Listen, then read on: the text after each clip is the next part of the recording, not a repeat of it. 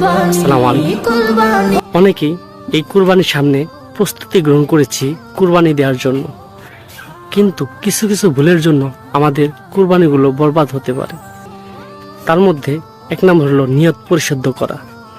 আপনি খালেস অন্তরে শুধুমাত্র আল্লাহর সন্তুষ্টির জন্যই কুরবানি করুন। দ্বিতীয়ত হলো আপনি কুরবানির সময় আপনার হারাম টাকা থেকে কুরবানি কেনা থেকে বিরত থাকুন। 3 নম্বর হলো আপনি কখনোই লোক দেখানোর জন্য কুরবানি করবেন না। এই ভুলটা বেশিরভাগ মানুষই করে থাকে, যে আমি এত টাকার গরু কিনলাম, এতগুলো মাংস হবে, মানে এরকম চিন্তা ভাবনা থেকে দূরে থাকুন। আর কুরবানির গরুর মাংস ভাগ বাটোয়ারা করার সময় কখনো কৃপণতা করবেন না। 7 ভাগে কুরবানির ব্যাপারে আমি একটাই পরামর্শ দেব, কারণ 7 জনের মন মানসিকতা একরকম হবে না। এজন্য বেশিরভাগ আপনারা একাই দেওয়ার চেষ্টা করবেন।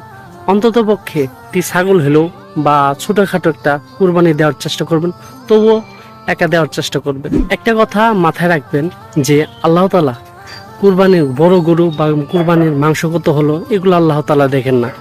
আল্লাহ তাআলা দেখেন আপনার অন্তর, আপনার অন্তরে কি চলছে, এটি আল্লাহ তাআলা দেখেন। আমরা সঠিক ও শুদ্ধভাবে শুদ্ধ নিয়তে যেন কুরবানি করতে পারি, আল্লাহ তাআলা আমাদের সেই তৌফিক দান করুন। আমিন।